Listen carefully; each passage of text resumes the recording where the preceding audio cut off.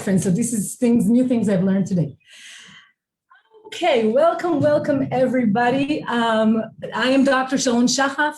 You may know me from the Facebook community Academic Writers Unblock. Obviously, if you're here, you're also familiar with our new community that I created just for this summer, the Summer Writing Challenge. I called it many different names, but basically Academic Writers Unblock, let's write a lot this summer. And so I'm continuing to admit people on Zoom, so it's going to take a minute more, but in a minute, I will start sharing the PowerPoint and give you the basic. First of all, I'm going to talk about the challenge. What do I even mean by challenge? Because I was cheating you guys a little bit. I do know that when people hear challenge, you're like, I'm going to have to write that many words a day, and then I'm going to tell everybody, today I wrote 3,000 words. No, not so. That's not what we do at all here. We're challenging you to actually troubleshoot and detoxify your existing writing practice or lack thereof. So I will talk a little bit more about that, but if you've already had a chance to look at the workbook, you might have seen some of my message up there. I do believe that universities do not prepare graduate students and faculty and junior faculty and even senior faculty. We're not trained as writers. This training does not exist. However, there is a body of work out there, and there is practical advice, and there are a lot of things that you can do to make your writing process I call it a drama-free, emotionally sober writing practice. So that's the challenge. How do we detoxify? How do we do that? How do we go ahead and not, and unlearn the bad habits we've learned? So now I'm going to start sharing the PowerPoint, and we're going to just start. Hopefully, let me quickly check on Facebook. I'm sharing insecurities because I show up vulnerable, because Brené Brown said that's courage. And so this is what we practice, all right? Yes, I love Brené Brown. Here is a researcher who's not ashamed to show up with courage and vulnerability. So I'm just going to quickly look on the Facebook group to make extra sure. Dr. Sharif, is it recording? Yes, so good question. Everything is going to be recorded. Let me make sure that I'm recording, actually, if we are already here. I didn't see the red dot. That's why I was freaking out. Okay, good. And that's good also because this is messy still. Oh, but let me see if I can start recording. Hang on, let me stop the share. There you go. Thank you so much. It takes a village. It takes a village. So I'm starting recording. Perfect. Well, to be honest, I'm cheating a little because once we're on Facebook Live, it will be recorded anyways, but it's good to have redundancy because Facebook Live records and then I can download and send it to YouTube, and that's a whole day of work right there. But thank you so much. And guys, yes, if I forget something major or I forget to record or you see I make a mistake, unmute yourself and please help, because as I said, this takes a village. Great. So any more questions before I start? I am seeing that this is on Facebook, so hopefully this is it goes without a hitch. All right, so I'm starting to share. And also, I see you guys is on my feed, but I don't see it on the Facebook. So on the Facebook, it's just me, if you're worried about that. Okay, so the PowerPoint. All right, so everybody now on Facebook Live and on the Zoom, welcome to our 7-day writing challenge with me, Dr. Sharon Shachaf. And it's Shachaf, it's a Hebrew name. You really can just call me Sharon. You can even call me Sharon, although it's not my name, but just don't call me Mrs. like my undergrads would try to do, because that, sir, would not fly. All right, my friends. So let me introduce myself a little bit real quick. Again, most of you probably know me, but I'm an author, a scholar, and a writing coach. I should probably put up there an editor. As an academic writer, I was always really I was drawn to working with other writers. And so my claim for academic glory resides in a series of collaborative projects that I edited. I actually won the, I got rid of this. Well, my book on television on global television formats that I co-edited with the magnificent Tasha Oren, actually won the Society for Cinema and Media Studies Best Edited Collection Award for 2013. I then proceeded to do a double special issue of Critical Studies in Television. I've left academia since, and I was still finishing up a lot of projects that I took on, but I'm now writing nonfiction and memoir, and of course, a book about academic writing. And I really enjoy my new life, my post-academic life, but I get to do everything that I love doing. I always dreamed of working with PhD students. I ended up working with 6, right? We added 2 letters to 6 people's names. I loved, working with writers. I loved helping people achieve their goals without having them destroy their health and their life.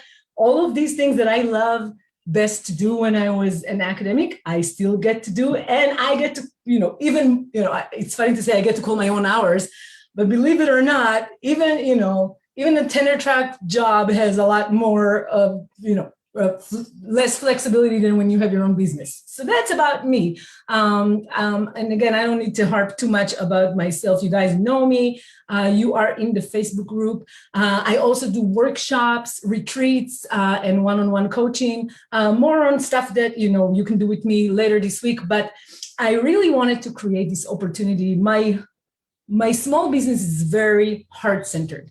I have a mission to detoxify academic writing culture. I want to create an academic counterculture. This is why you see me a lot on the Facebook groups that are completely free. And I love doing this work, and it's a really big part of, whenever I do a class, you will see I try to do up to 50% of the people, give them scholarships if they're, struggling graduate students, or they're,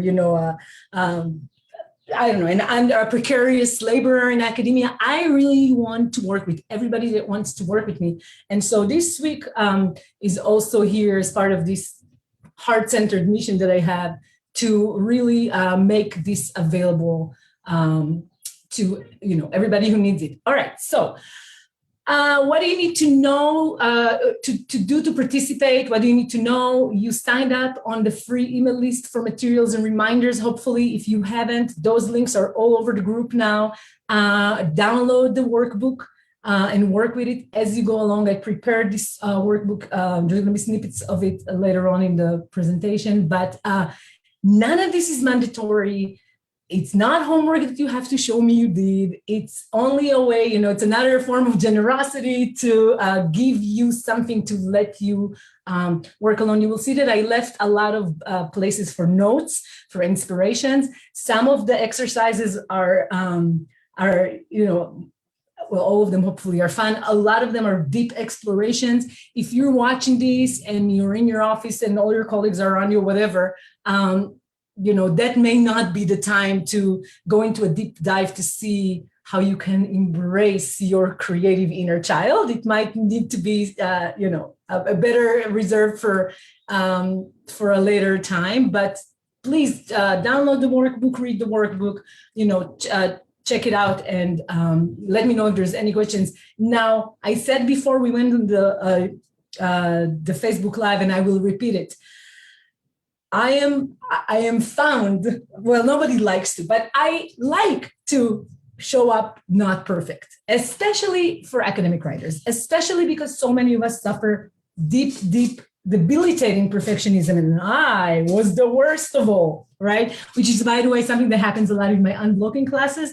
People start fighting who is the most blocked. So we're not going to compete who's the most blocked or who's the most perfectionist, but I am saying this to let you guys know, is my workbook the most beautifully designed? Maybe not, maybe you like it, maybe not, but I've put it all together in excitement and with joy. So hopefully if you find all of this to say, if you find a mistake, a typo, whatever, do let me know and I will be happy to correct it as I go forward. What else do I need to say here? Daily sessions are live and will remain available for about 2 weeks on the group.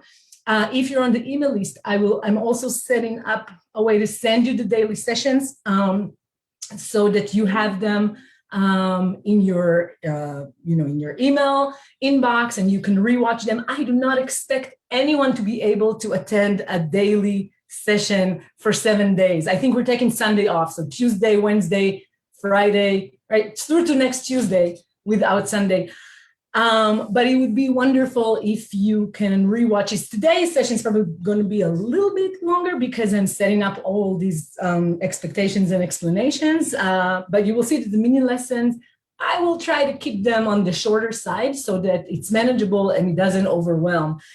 In my usual class, I have all these readings and all those writing prompts, a lot of things. But even in my class, I say, in my workshops, I say, you don't have to do all of them. You just need to do enough to get you, what's your buy-in? What do you need to do to participate? All right, what else? You don't have to go on the Zoom. It's nice if you want to go on the Zoom, but you don't have to. You can catch everything on the Facebook. All right, so now let's see here. This, I just pasted this here from the workbook. So if you don't have the workbook, I'm trying to look in the Facebook to see if people are like emailing me like crazy to ask for where the workbook is. On the group for the challenge, I put it everywhere on there. And on the Academic Writers Unblock group, you should now have the ability to find a link to go get on the e-list and get the workbook.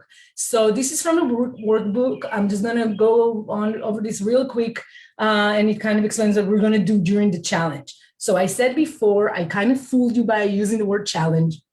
I know a lot of people thought, oh, it's going to be how many words a day can I write? No, the challenge is for you to create a much more self-compassionate, patient, self-accepting, and therefore more joyful, believe it or not, it's possible, and successful academic writing practice. This mirrors what I do with coaching clients. This mirrors what I do in all my workshops. Even when they hire me to come do, which I have a something with Cornell Tech and Technion next week. Even when they hire me to do a grant writing workshop for a very fancy conference, I still sneak in that part, because people cannot be their best self and write their best writing if they're not attending to their writing practice, if they're not developing writing habits that will carry them through the bad times and the good. All right, so we will understand the science today. We will understand the science and psychology of writer's block. That's going to be our first mini lesson.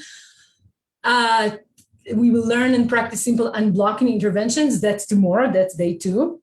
We will identify and clarify your writing goals. This is actually going to be throughout, but I would say on day 5 and 6, when we will be doing the coaching and the Q&A, that would be your opportunity to really identify and clarify your writing goals. But you will see that you will hopefully get there even earlier if you follow with us. We will understand how to manage time by working with your own natural rhythm. So it's a very different approach to time management. I believe that we need to unlearn time management many, many times as academic writers, because, if you got yourself in a graduate program, if you got yourself a PhD, if you got yourself a job, you already learned time management techniques. Many times I see those time management techniques that become a part of your block.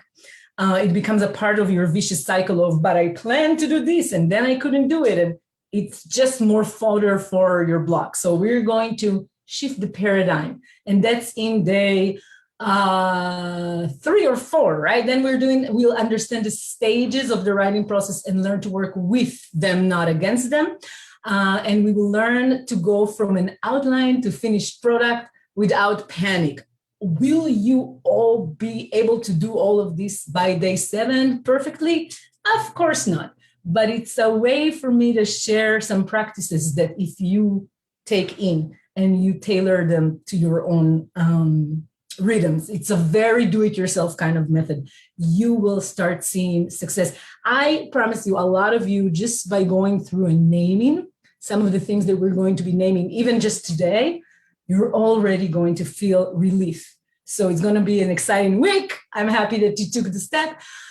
Here's again, the challenge at a glance. So these are the topics I already covered: tackle your block, unblocking techniques, the time dance, learn great scheduling tricks, And then day 5, we do the exclusive hot seat or love seat coaching. If you want to be coached by me during the presentation, you'll have the chance. And then day 6 is a Q&A, and it's a live Q&A. So this is where everybody's invited to come on the Zoom and open up and ask questions and let me cover things. You know, if you want me to talk about things I haven't before. And then day 7, we have a surprise bonus session. So stay tuned for more details. But part of what I'm going to do is solicit from you what you would most like me to speak about in day 7. I am assuming a lot of you would want to talk about style and craft. I think most academic writers, when you tell them you're going to teach them writing, think that style and craft is what we're going to be doing anyways, right? And so I'm tricking you a little bit by not starting with style and craft, but starting with all of the building blocks of a successful writing practice, because you guys know what you want to write. So that's I'm going into my big spiel right now, but a little bit of a preview. I believe that this whole notion of, you know what, let me stop the share and do this, like give a bit of a speech, right? So hopefully you guys are seeing me okay. Hang on. Yeah. All right. So are you guys seeing me in the speaker view? Let me know if there's a problem. Yes. Okay, great. So fantastic. All right. So here's the spiel. Whenever I have really blocked writers, which is every day, every blocked writers come to me to ask for help. A lot of the time, they use language to explain what's going on that's telling me the problem, right? They're like, I struggle with motivation. You know, and then I talk to the person for 5 minutes and I ask them about what they're writing about. And they are so passionate about their topic, right? And they're able to just give me the elevator pitch so many times, right? And they're like, I'm doing this and it's important because of that. And da, da, da, da. So you don't lack motivation, right? If you are passionate about what you do not lack motivation. What you lack 99.999% of the time is self-pity and self-compassion and understanding that you're just human, that writing is a creative process. So that's coming in the PowerPoints, but basically all the things I'm going to tell you about writing is a practice and writing is a process. That thing does not work if you, it's like that song, right? You can't hurry love, you can't rush it. And it's the same. So if we put your love to the work and your love for yourself in the driver's seat of your writing practice, you will begin to see that motivation is not an issue. Of course, you don't have motivation to sit for 8 hours a day and force yourself to stare at a blank page when maybe, just maybe, you are confused about the stage you're in and you're in incubation and you need to take a walk or even take a nap. I have incubation periods when I'm incubating something that I would take the time, that's my writing time, even if it's a sitter, you know, I have a sitter for my kids or whatever it is, I go take a nap because I know I will wake up with a new idea and maybe I will write for 10 minutes after I had taken a good nap, or I took a walk, or, you know, during COVID with everybody in the house, I really needed, we will look at this later in this week. What are my time and energy need? Time alone, please, and a lot of it. So, you know, there was different weather. I developed a habit. Maybe it doesn't sound like a great habit, but my habit was to take my car when it was winter and just park next to my coffee shop that was closed and shut, you know, because of COVID. You could just take the coffee, but they had their wireless. And I would just sit there in my car and eat a donut and drink coffee. And some mornings, like, I just was crying. And that was okay too. And when I gave myself that need, things started easing up and I could write, et cetera, or I could do things for my business.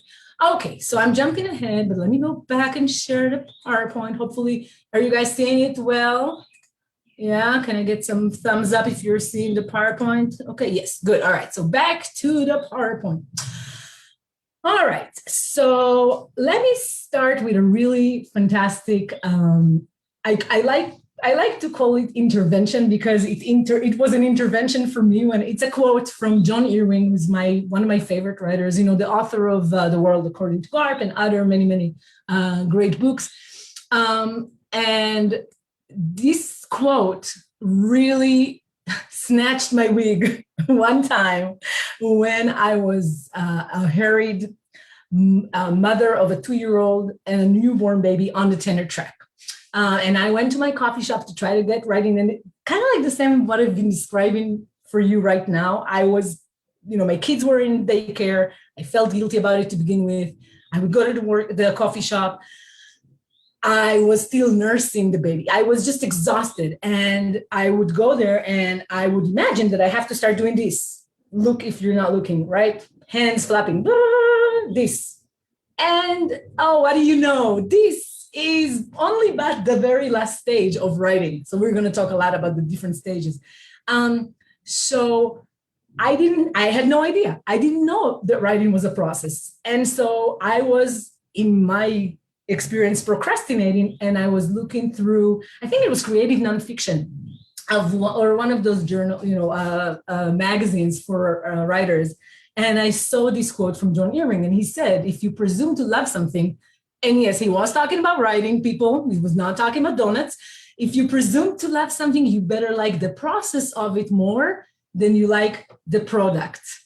Now, I want to see how you guys feel. Yes, people, I'm going to look at the Zoom where I can see if you can open your videos. I can tell the people on Facebook, people are like nodding. They're not sure about it, right? You know how this made me feel when I first saw this? I got angry. I got so angry. I was so pissed. I almost threw that magazine, to the other side. Right. I love to tell that story in all my workshops. Why did I get angry? I get angry because, to me, and I'm going to stop sharing for a minute just to say this, right? I couldn't imagine what it might look like for me to enjoy the process of writing more than I would enjoy having a product, right? I was a tenor track professor. Every frigging time I saw my chair, and back then it was a nice chair too, so it wasn't even some of the evil chairs that I got later. Everybody was like, what do you have? What do you have? Is it coming? Is it, how many? Can we count it? 1, 2, 3, A, B, C. What do you got in the pipe? What do you got in this? What do you got? So, even talking about it, to this day makes my heart race, right? So, yeah. So that process, somebody writes on the chat, yikes, that process sparks your own insecurity and frustration. And insecurity and frustration, I think you would say. Exactly. So I didn't have a process. So I got really mad. And then I got to thinking, this quote worked its way in my brain like a worm in my brain, I think, for 2 or 3 years, right? Because when I was done being mad, I was like, wait, let me get curious. What does it mean to have a process? Right? I did not know. And so I don't want to create a book avalanche, but let me show you all the books I have here that are just the book. I have libraries downstairs, but this is just the books about the writing process. So while I was building an international reputation, some of you might know me from my, global media scholarship. I was not an unknown name in that field. I was also on the slide, building a tunnel through practicing creative writing things that I will teach you guys this week. I wrote in my memoir that I'm working on now, titled The PhD Zombie Mom. I'll talk more about that later. By the way, I thought somebody else was the PhD Zombie Mom, and then I discovered I was the Walking Dead, right? So, because it was me encountering moms that left a PhD and left academia, and I was like, how do you do that? So that's a long story short, but in that, I write how I basically dug a tunnel underneath my old life and my old habits and my old ways of being. And it's like I escaped under with my writing, with doing morning pages, with doing shadow work, with doing all the wonderful things that I would try to give you a sampler of this week. And it set me free. It really did. And now I want to share it with you guys because listen, and it's another pet peeve that I have. I don't care if you're an MA student or a bright undergrad that's here, or you're a full professor. I've seen full professors, dinosaurs of my field, about to retire from an Ivy League, getting just as stuck, getting just as turned around in their writing, just as confused, having the imposter syndrome. In fact, a lot of them are, shitty people because they've been suffering writer's block and, imposter syndrome for 30, 40, 50 more years than we have. So some of them are wonderful. Of course, a lot of my really, really wonderful mentors know that I'm not talking about them. But what I'm trying to say is this is a disease of academia. We do not train people as writers. The knowledge is out there.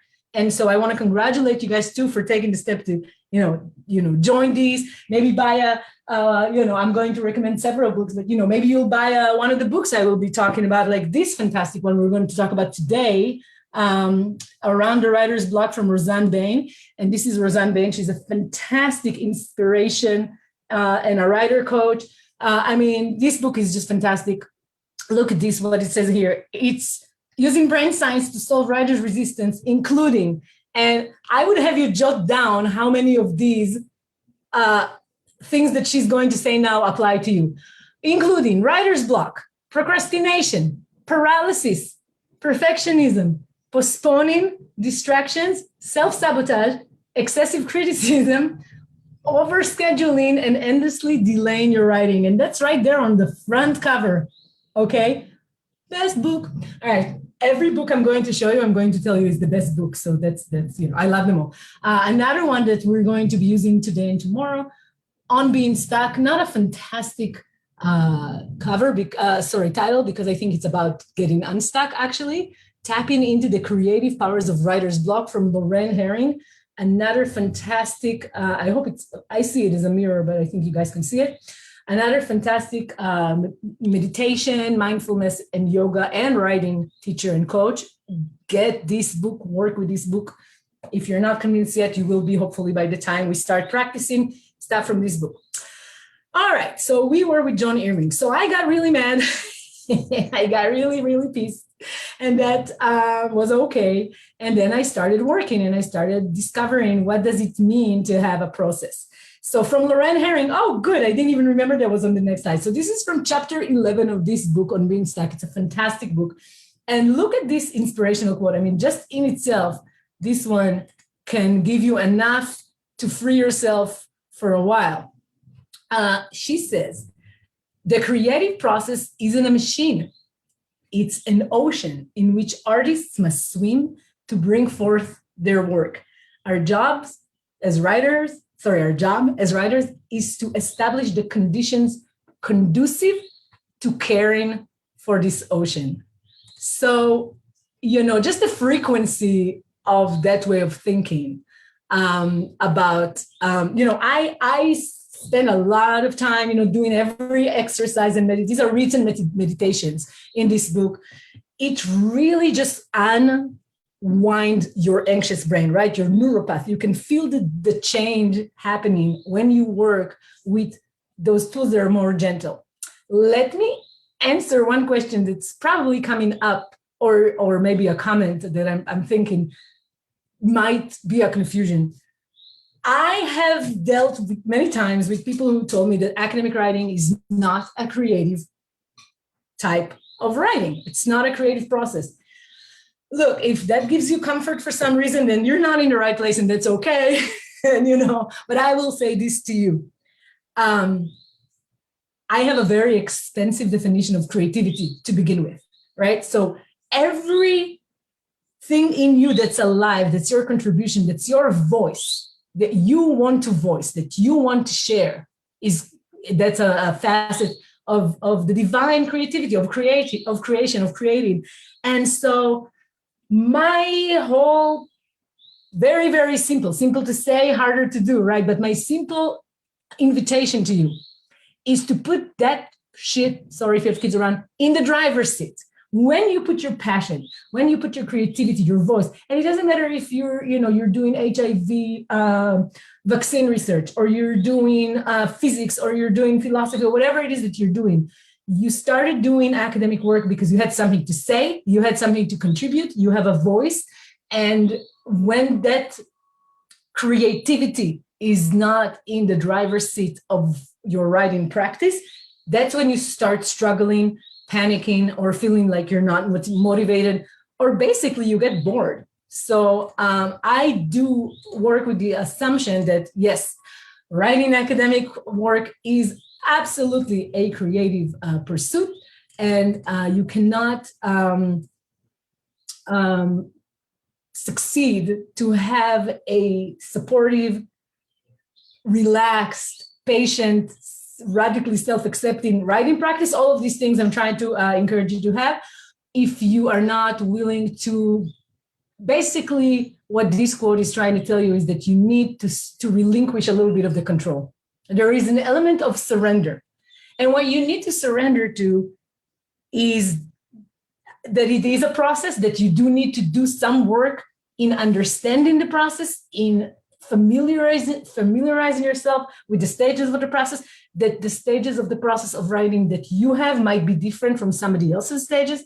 Also, between different projects, your stages might look different. You know, it can look very different when you're writing a dissertation and when you're writing your first monograph, et cetera, et cetera. But again, here the idea is that the creative process is not a machine. It's not, and so many times in academia, even when we try to help our students, we try to create for them, you know, you need to do this, 1, 2, 3, A, B, C. And if you do this and this and this, you know, you're going to be okay. But then, you know, you have the students, I'm going to stop sharing them for a minute again. You have all these students who come to me who are writing dissertation and they're like, but chapter 3, but chapter 4, because they were told it needs to be something. I always say, forget the number of the chapter. Tell me what you're writing. Tell me what the function of the chapter is. What are you trying to say? How, you know, I make them think, how does it relate to the rest of what you're trying to say? What building block it is in the argument? So, you know, why do we get fetishized? You know, we get this fetish on, but chapter 4, but the lit review, but I don't know. Because when you don't have an understanding of the stages, right? What's a lit review, for example, is a great example because it sounds like such a technical thing. And so many people get stuck on lit review because lit review is not a technical thing. Lit review is the place where I don't need to hear everything about everything that happened before you. No, I need a lean, mean machine where you are bringing just the minimum required information from everything that came before you, and you're building the platform for you, right? You're like, all of these people say that, but they didn't say that. And these people are talking about this, but they're not understanding these people. My work is in the intersection of this, but, you know, for this to work, you can't tell me everything about, like for my dissertation, it was post-colonial theory and television studies. Television studies, the most American-centric of all literatures. Post-colonial theory, obviously not so, right? So, but I couldn't go into like 500 pages about Spivak or, you know, Foucault for that matter, or anyone, right? I needed to say, what questions am I bringing from these people that these people don't understand, but they might like to hear, right? Okay, moving on. All right, so that was slide 2. I better start getting going. Okay, so the challenge. So the challenge is basically how to create a writing practice that's regular but flexible, focused yet playful and fun. So this is going to repeat some of the things I've been saying. Radically self-accepting.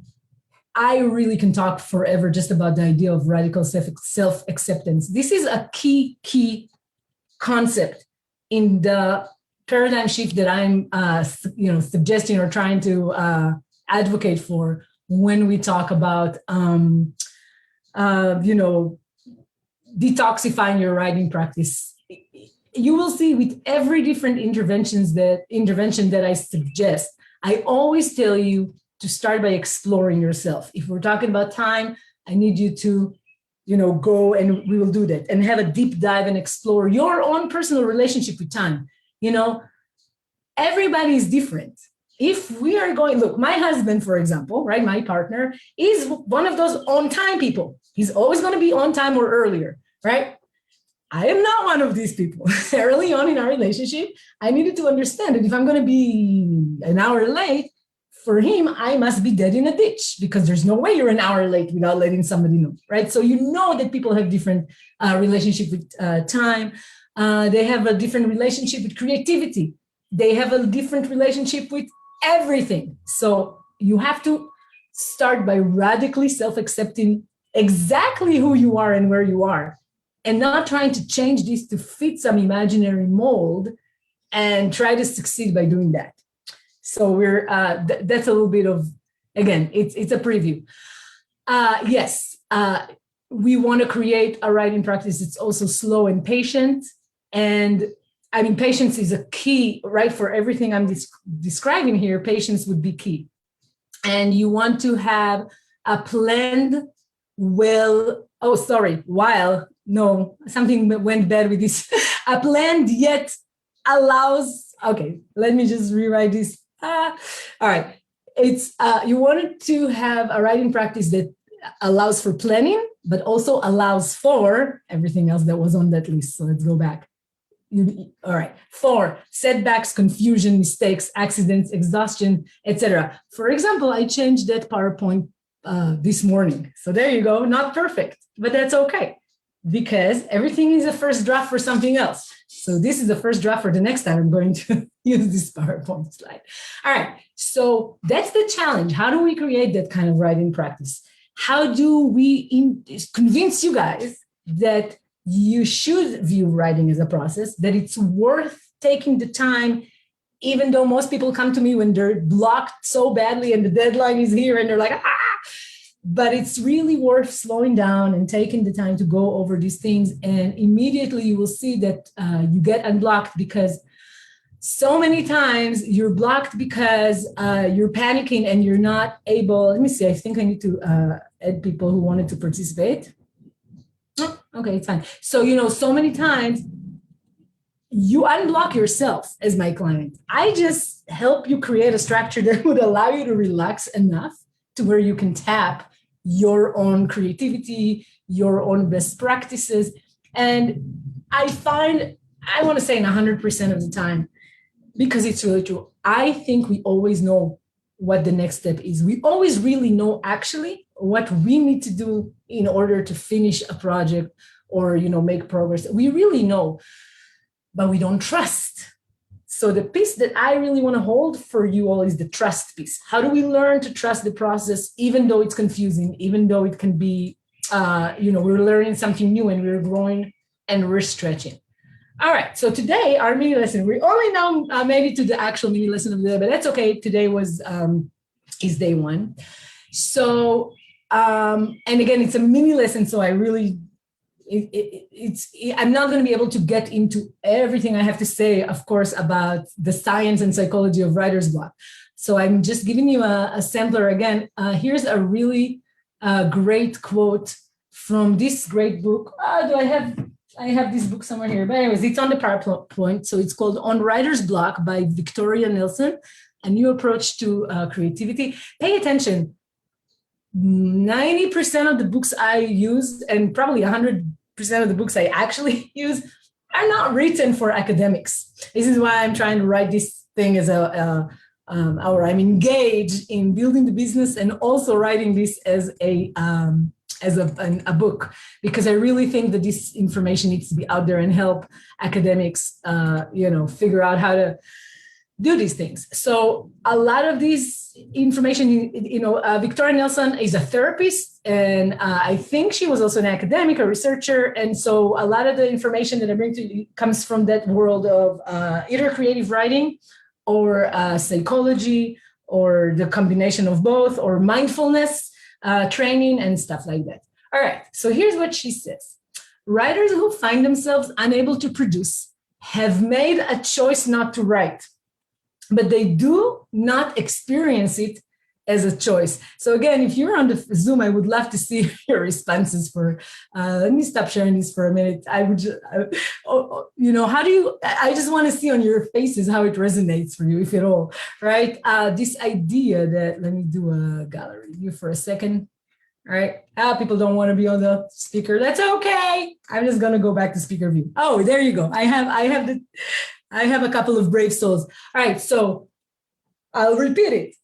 If you are blocked, you made a choice not to write, and you don't experience it as a choice at all. Yes, me neither. You and me. So this is from Katrina, right? And she said, yes, let me tell you this. Okay, I don't want to get into it.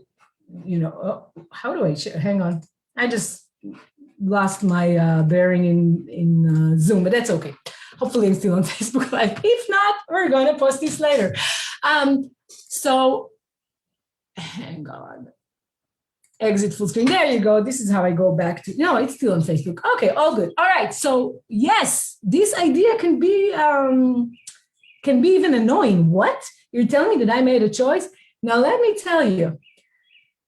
Okay, I'll use anonymous examples. Like I've had so many clients who are so stuck on, let's say something like a dissertation, right? And so many times, you know, they even left where they already were and they started a job, you know, maybe they, you know, or maybe they, you know, there are other things going on, and they feel really stuck. And they, once you start talking with them, you know, it can be as easy and simple as they've taken on so many things. They are basically killing themselves right now, trying to finish this. And they have this idea that it has to be done on a certain timeline as well, right? Or you had a transition. You started graduate school and you were child-free and whatever, and you were like kid in candy store and oh, it was so fun. And then you had a baby. And you expect yourself to be able to continue to perform in the same way. And you are not able to do that. And then you start panicking and spinning, right? So, or a parent, you know, fell ill and you needed to take care of it. There's so many different life circumstances that can, you know, be a transition, and you may not be able to continue the way you had before, and you're not accepting it, and you're not taking the time to figure it all out. So an unconscious part of you made a choice to protect you from this by saying, I'm not writing. It's basically like, I'm not writing until stupid figured out. I cannot continue to write if she doesn't let me rest, you know? So when we say it's a choice, it's not a conscious choice. So a lot of the work we do, and this starts tomorrow when I talk about unblocking, a lot of work we do, I'm pretty sure I'm going to have it on my PowerPoint, goes back to a really fantastic quote from Carl Jung. And he said, you know, the famous other father of psychology, he said, what we do not bring into consciousness will appear in our life as fate, as destiny, right? So, you know, you can want to leave academia like I did and not be aware of it. And an unconscious part of you doesn't let you finish your tenure book, and it appears in your life as tenure denial. Surprise. You know, that's my story. You know, by the time I came around to get some other tenure track job offers, I was like, wait a minute, I just don't want to go back. I actually want to be there.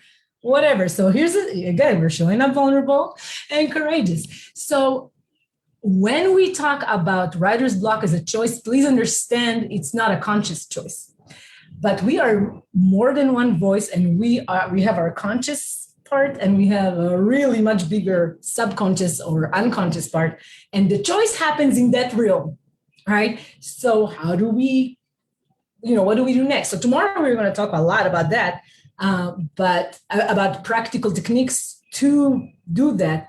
But in a nutshell, I would tell you this: you have to become aware and befriend the part that made the choice not to write.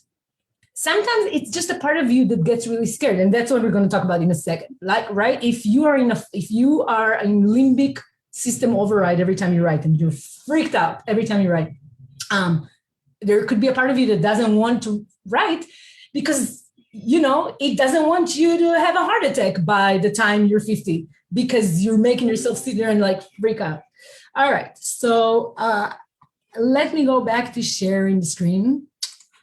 So the choice is not necessarily conscious, right? So inability to write means that an unconscious self is vetoing the program demanded by the conscious ego. So this is the real, and this is the work we need to do when we're really blocked. When we're really blocked, look at this. We need to not try to force entry. And instead, she says, that's from Victoria, right, Nelson? You want to enter diplomatic negotiations. So it's a total shift in the paradigm of how you approach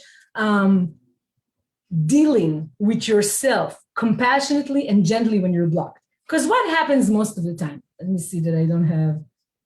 Yeah. All right. What happens most of the time is that, I'm going to go back to full screen, is that, oh, I see what I did. No, okay. I'm going to go back to sharing. Sorry. So what happens most of the time is that you go into a struggle and a fight. You try to force the part of you that doesn't want to write. You try to force it to write. You try to force, you try to cajole, you try to coax, you try all of these different things, but you're stuck in a cycle. And this approach really helps so many of my clients and workshop participants when I send them to start diplomatic negotiations, right? So have a conversation. So we will be working with this book as well, I think, if we have time. And if not, I definitely recommend it, Dancing in the Dragon's Den. And this is all shadow work to unlock your creativity. I think it's called Rekindling the Creative Fire in Your Shadow. So that's shadow work. We'll get there soon enough. But hold that space. And now we're going to jump into the brain science of writer's block. All right. So, and I'm going to do this really quickly because a lot of us are familiar with the science part of this. So this is from Roseanne Bain's Around the Writer's Block. That's the book that I showed you before. And if you're really interested in understanding what happens in your brain when you get stuck, I really recommend just getting this book and reading it and working with it. It's a fantastic book. And it does, I'm not going to pretend like I can now explain all the science that the way she explained it over a whole book. So this is a popular science version of this. But basically, our brain has, lots of different parts. This is a very crude explanation, right? But we do know that the brain falls into three big areas. The stem, which is called the lizard brain, which is basically the basic thing that keeps you alive even when you're asleep, right? Breathing, digesting. And then we have leopard brain or mammal brain. That's called the limbic brain. And this is where we get the fight or flight responses, right? And then we have the learning brain, which is the cortex, the neocortex, which makes us human, or the human brain. Now, the brain chemistry behind that was supposed to be animated. There you go.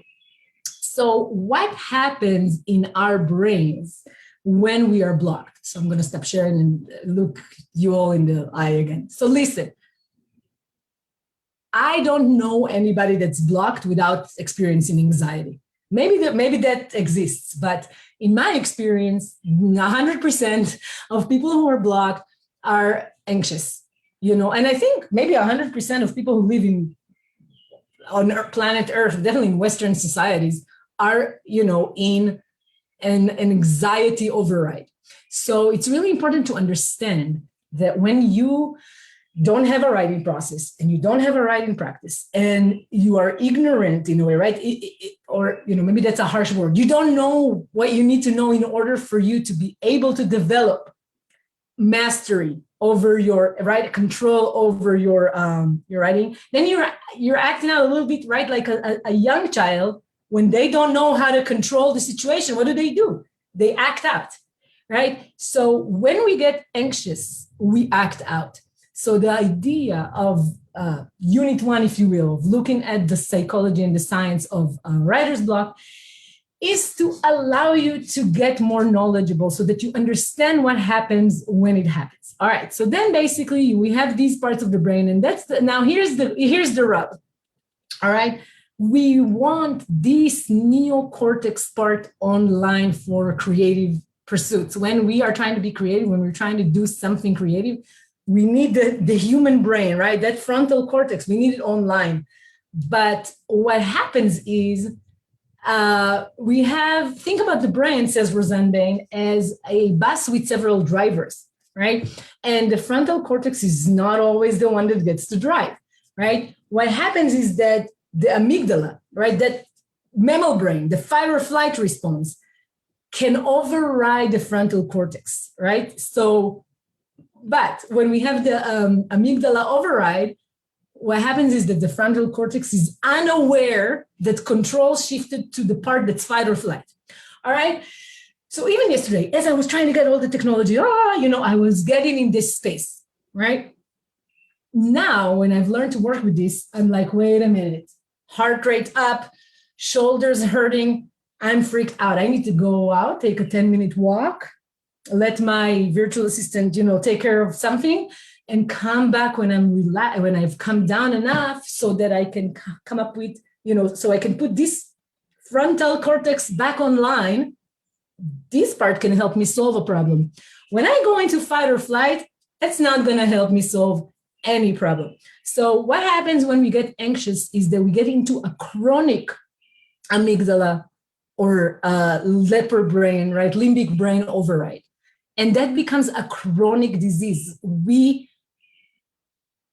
attach this response to a trigger, and the trigger can be, I'm coming to my desk to work. And if your trigger is, I'm coming to my desk to work and I'm getting anxious, I go into fight, flight, or freeze, then your frontal cortex, which is the part that enjoys thinking about your academic research, that enjoys engaging it, that enjoys being curious about it, that enjoys writing and moving the needle forward, that part is not even driving the bus, but it thinks it's driving the bus. It's like a child sitting with a toy wheel and going like, oh, why is this? Why can I not control where this is going? So this is where a lot of us are. So, okay, this is the basic brain science. And again, read this book if you want a much more articulate scientific explanation. And actually, another book that I will show you tomorrow, and I recommend, is a new book. I forget the guy's name. It's called Unwinding Anxiety. It just came out in 2020. Hang on, I can check who the writer is. And it's a fantastic, this is the world expert guy on anxiety. And it's a very long book where he takes you through mapping your anxiety triggers and mapping and working to unwind your anxiety loops. So we're going to do a lot of similar things. All right, so the workbook questions for today take you through a little bit of a tour de force through your own writer's block. So we start with this, right? Writer's block. This is from the workbook, all of these questions. So let's start with the front. I'm just going to read them for you. And what I want you guys to do is take the time, write in your workbook, or you can write right from here. And you can feel free to share your comments later on the live as well, or on the group, because the more you share, the more this, would be helpful for others. So let's start with this, right? Writer's block can appear as a diverse set of phenomena. How does it look like when you are blocked? What happens? So let me explain what I mean by a diverse set of phenomena. A lot of us have this very stereotypical idea that writer's block is what happens when we stare at the blank page. And it is, for many people, that's exactly how it looks.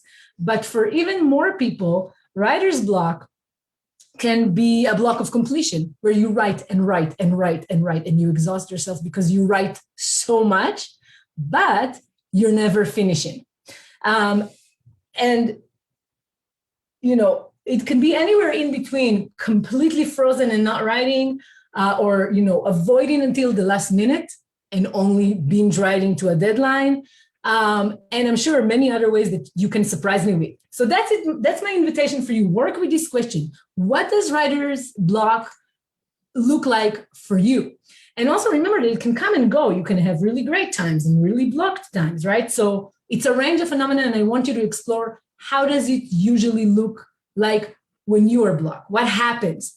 Now, what thoughts and voices do you hear internally when you are blocked? That's a really important one, right? Because a lot of what happens when we're blocked is that we become so mean to ourselves, so horrible mean. So here's a little trick that I have for you with that. And we're going to work more on this tomorrow. But imagine that the part of you that writes is a 5-year-old child. You, the child you were. Now imagine that the child that you were came home from school with difficult homework, a project that they were excited about.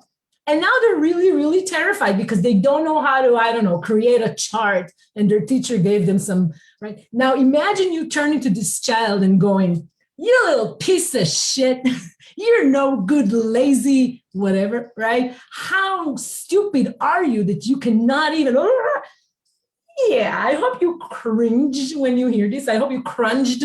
Let's know how cringed, crunging. Anyways, right? I hope you did not like that picture. Please know and understand that this is how 99% of the time you talk to yourself when you get stuck or when you get blocked. you sit there at the desk and you start hearing the voices. And the voices are, you're lazy, you're an imposter, everybody else gets it, and you are the only one who's, you're singled out for misfortune. So you devolve into a victim story, right? Why do I always? Why do I never? Etc. Okay, so I have people are reacting in the, oh, how can I see the chat? There you go, I can see it. Not to mention pretend, yes, during the, yes, somebody's writing, Julie, thank you. Not to mention parenting during a pandemic is not conducive to writing. Yes, so I'm sure, I feel like there was a whole conversation behind there. So I'm gonna read the chats later and respond in the group. Yes, so we are so mean, we're not compassionate. Again, think about your best friend. Your best friends come, if she or he or they came to you and said, I can't rap right now. I can't. And you'll be like, what's going on? And, they'll say, I have the 2 kids at home. I have this online thing that I have to learn how to teach. I have deadlines. You will be like, come on, sit down. Well, that's before COVID, right? But maybe now that everybody's vaccinated, let me give you something to drink. Why don't you come down? But we never do that to ourselves, right? To ourselves, we only give those harsh, horrible voices. So here's the invitation for now. Don't try to stop the voices, but try to write down and listen to the voices and maybe introduce another more compassionate voice and start creating a back and forth in a conversation between the part of you that is the critic, that is so horrible to you, and and the other part, and also question it, right? So don't believe everything that it has to say. If it tells you that you never finished anything, list counter evidence. Write down all the things that you did finish, right? Okay. Oh, there you go. That's my next suggestion on the workbook, right? List the things that you tell yourself about your writing that aren't true at all, right? If you tell yourself you never this or you're always that, list counter evidence. So that's what I was basically talking about here with this. It's like, well, if you're like telling yourself, I never this and I always that and I never this and I suck more than anybody in human history ever sucked, etc., right? You would, make so much progress if you started a practice where you journal. And so this is why we will talk about morning pages tomorrow and you can already read the Julia Cameron little piece that I put on guide 1 of our group. It's available in PDF where she explains how to practice morning pages. But it's basically, I always do this in my videos. You take 3 completely blank pages and a pen and you sit there and write. It can be first thing in the morning. That's her recommendation. I do them at night. I do them when I start. Sometimes I do them, first thing when I have a writing session. So I just sit there and I write. And the idea is you write whatever you hear. And, a lot of mine starts with like, I don't feel like writing today. And I go from there. And then I hear all the voices. And then I talk back to the voices. And, it really helps. Okay, what is my next and last question on the workbook for you guys today? And I know we're going like, we need to wrap it up. Blocks, triggers. Oh, okay. So block, trigger, fight, flight, or freeze behaviors. So, this is a very short, condensed version of a much longer exercise, which I think it comes from this book. I want you to explore how do you do your blocked behavior? What is your block responses, right? So let me talk a little bit for a second about fight, flight, or freeze responses when you're blocked. So what do I mean by that? I'm trying to go to full screen. Sorry about this, guys. Okay, so again, that stereotypical writer's block image that we have of what it means to be blocked, it looks like the author is staring at the blank page, right? But if you look, I always show people like the folder. If you look at the folders I had when I was working on the book I was stuck on, they piled up and up and up. I wrote so many drafts. I wrote so many thoughts, and I was writing in circle, right? I learned in time to recognize that was my fight response. I'm a fighter. When I get anxious, I throw everything I have at it. So you can be at your desk and you can be writing and you can be doing this for a year, and yet you're blocked. And you're blocked. right? You know you're not making progress towards something. So that could be one response.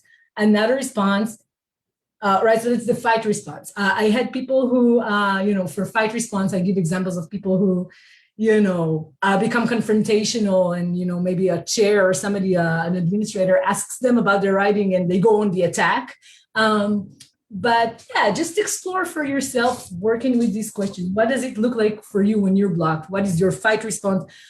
Flight response are very easy. That's avoidance, right? So it's easy to see what the avoidance behaviors are that you have around your writing. And finally, the freeze response could be also, so I would say freeze response is if you go there and you freeze and you can, but, maybe tell me something new that I didn't know about freeze response. What does it look like for you? What I want you to do is to write about the routine. I go to my desk, I set up a time, I knew I was supposed to write, and then I tell me what, I freeze, I fight, or I flight, right? So a good example for flight behavior would be you go to your desk, you set the time, and then, you want to listen to music because this happens to me a lot. My kids are in the house, so I want to listen to white noise. But my white noise is on my YouTube, and my YouTube is on my phone. And 30 minutes go by, and I was doing stuff for my business on Facebook, yes? But that was not what I had planned to do. I had planned a writing session. So you will see later on in this week, we will be identifying our writing sessions and building a commitment and a sanctuary of time and place around our writing sessions. So that would be flight, right? I'm avoiding. I am doing flight. I am in limbic override.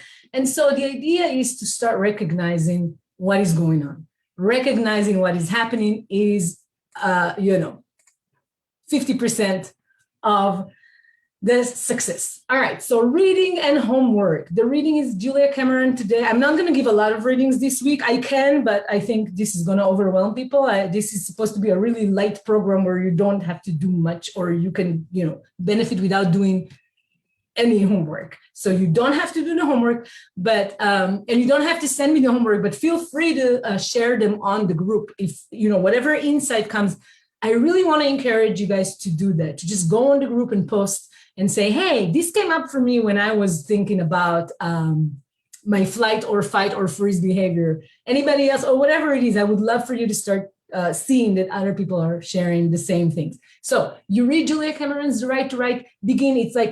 It's a tiny little snippet. It's not even 4 small pages where she describes the practice of morning pages and how writing morning pages can start, creating this channel between you and the writing, between you and your block, between you and everything else that you have going. And just, we'll talk more about this tomorrow. That is also the foundation of what we call process time. So back to John Irving that we started with, right?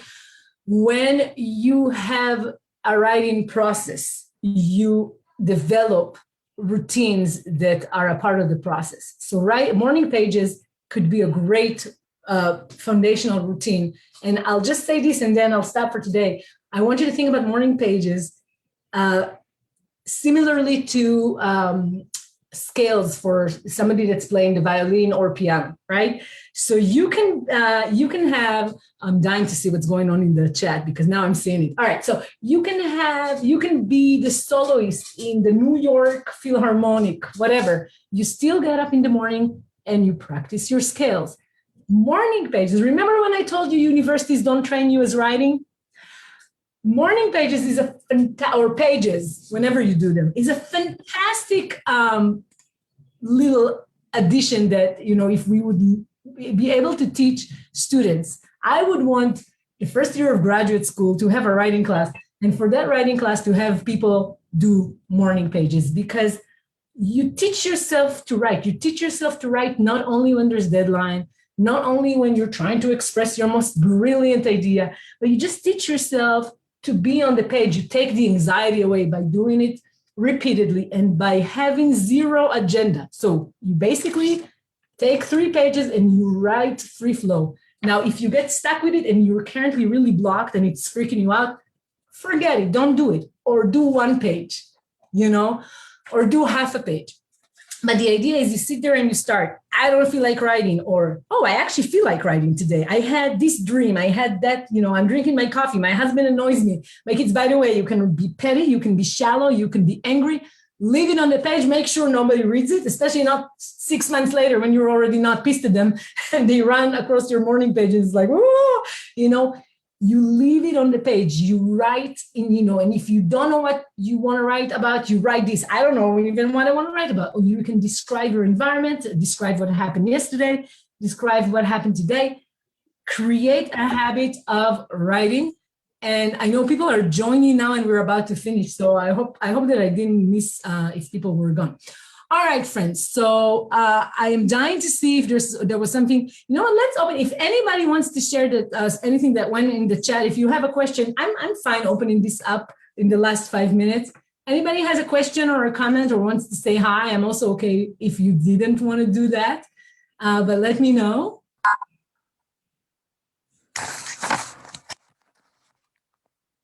Yes, hi. Somebody. Hi.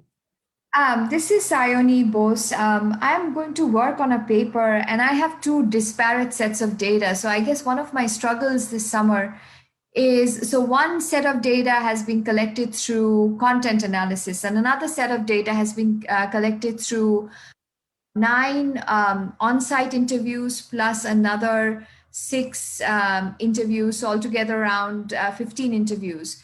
And I was trying to kind of bring the two data set together to write the paper, but I'm very iffy. I'm feeling very iffy about it, of whether I can do that or not. So the content analysis is on one place, is around land acquisition at one place, and the interview is for land acquisition at another place. So is that possible? I mean, okay, hang on. First of all, hi, Sioni, and welcome so much. Thank you for joining us. I can hear the anxiety in your voice, and that is fine. You're in the right place for it because everybody here is already, we know that we can get anxious with this. I'm not sure that we can answer a specific question about this here. I will say a couple of things. A, ask me, DM me, and I will just jump on a Zoom call with you even if you need, because I think you know the answer if you would allow yourself to just be with it for a minute. But another thing is I really recommend asking on the group because there's going to be a lot of people on the Academic Writers on Blog group and the summer group that might have more specific, methodological training around what you're asking. So that would be a better place to ask this. But so let me ask you this: is this getting you blocked right now? Is this freaking you out?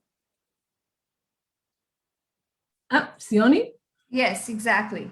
Right. So basically, it's not. So what's freaking you out is a question of methodology and mastery over how to bring these two things together. Let me ask you this, because let me tell you, from what I'm pretty good at hearing people's specific problems and immediately understanding them. I didn't understand exactly your problem, and this is what's going on. I need you to slow, not for me, but for you, slow it down, because I think you're probably missing a stage there. So it sounded like you already knew what the methodology was, but then you were struggling with the execution of bringing the two together. Yes or no? I'm struggling with how to bring the two data sets together. Yes. So with that, around a specific question. So I would say, that sounds also like something to talk to an advisor or just a peer or a mentor, but in terms of specific methodologies. But I would say you're struggling with it. What I usually say to people who are struggling with, I don't know if to do this or that, is can you sit and journal about it? And, if you have two different ways that you're thinking of doing it, think about on the page, well, if I do this, this happens. And if I do that, this happens. Just sit there and write all those thoughts and see if a pattern emerges that starts giving you the beginning of the answer, or a better question to bring, a more focused question to bring to a mentor or a advisor. So just a thought, but I would love, I don't want to leave you hanging. So definitely DM me as well, and I will try to help you more later. But, I see somebody saying in the chat, somebody is suggesting, see already. So I don't know how to say her name. Is it Levette? Is saying, email me and she's giving your email. Oh, that's great. I'm not going to say this on the Facebook Live, but see, already the community steps up. So I hope I helped. I'm not sure.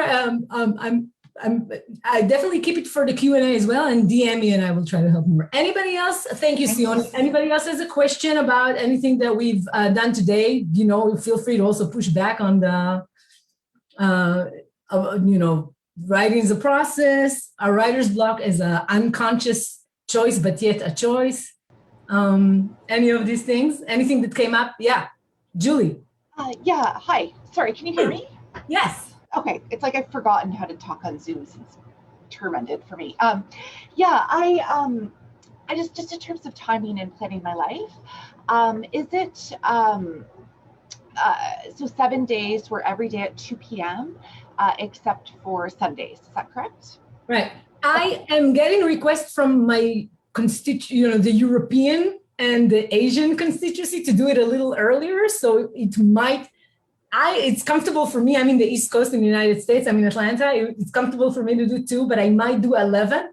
But you don't have to attend live at all. I mean, I'd love for you to attend live, but I assume that not everybody can be here live for 7 days. So this is why this will be available. It would be great if you couldn't watch it live, if you could watch it, by the end of the day, each day, and do the little things. And is that okay? Does that make sense? Yeah, and the homework, the Julia, sorry, whose name? Yes, Cameron. That's sorry. Where do we find that? So on the group for the challenge, right? Did you sign up for the email list for the challenge? Yeah. So you had a button to join the Facebook group as well. On that group, there are guides. So when you go on the top of the group, I can show you right now. That's a great question, and thank you for asking. So I'm going to show it. It's kind of funny because I'm going to show the Facebook. Well, let's see if it will let me show you the Facebook group. So this is the group. Can you see it? Yeah. Great. So when you go up here, you see guides. Right? So there's the video. This one has the live mini seminars, and this one has day 1 challenge, and it has the Julia Cameron. It's a PDF.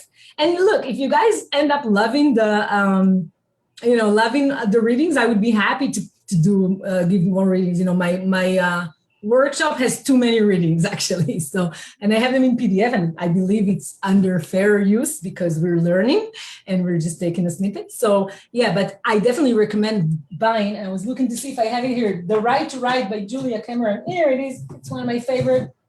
The Right to Write. She's very well known for her much bigger, this one, The Artist's Way, which is also great. This one actually has 3 of her books. So it's The Artist's Way is not, that's like a 12-step program for releasing your creativity. And again, academics don't think about themselves as creative writers. And then that's why we miss out on all this amazing literature, right? But academics do love to find and read the literature. So I definitely recommend The Right to Write or The Artist's Way by Julia Cameron. She has many books, and they're all fantastic, the ones that are about creativity. And I really just recommend taking that mindset that writing is a creative process that you deserve, right? So there's a self-worth part of it. You deserve to have a process that is joyful. I know it can seem like a heresy, but it can happen. Do you have a book resource guide? I do not. Does that mean compiling all the different books together? I always say I will compile a list. Definitely my book project will be, have the bibliography for all of these, but I can try. I actually can export. I have it on one of my groups for my workshops. But definitely, by the way, there will be workshops in July. I know not everybody is here to take a workshop, and I'm happy that people can take this free week-long program and, makes this, unblock and succeed. But if you take the deeper dive in July, and in July, I'm trying to think about it as doing it as a retreat, so that you take an intensive week, really deep dive, you get a lot of readings. And when I do that, I'm pretty sure I'm going to do that, you're getting all the readings ahead of time. And then after 4th of July, we do the deep dive. So you can, and then you get everything as a PDF. So there's that to think about. But yeah, I will start posting those just on the group. But on my website that's in a process and being created as we speak, I will definitely have that as well. Okay, so thank you everybody for your patience. with this. All right, any more questions? These are good. So maybe we're just time for one more. It could be a comment or a question. Did anybody else want to share any response to any of these ideas? Let me see what else was going on the chat. All right, well, if nobody else wants to say hi or somebody here said on the chat that they got scared that this will not be shared with anybody outside of the group. So don't get scared about your privacy. All right, so okay, if nobody else has a question or a comment, I will be wrapping up for the day. So yay, day one is over.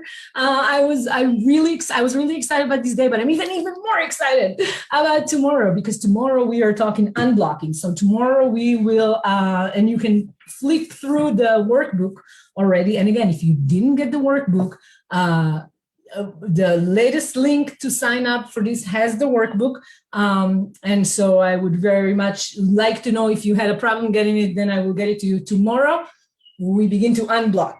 So I didn't want to, I wanted today to be inspiring. And then I'm like, today we're talking about block. So it's a little triggering. So be kind to yourself. If you got triggered, that's okay. I got you back. We will help you unblock, and we will have a great summer of writing. And I really hope that you feel free to share your thoughts, your comments as they come up, especially as you do the homework or the workbook.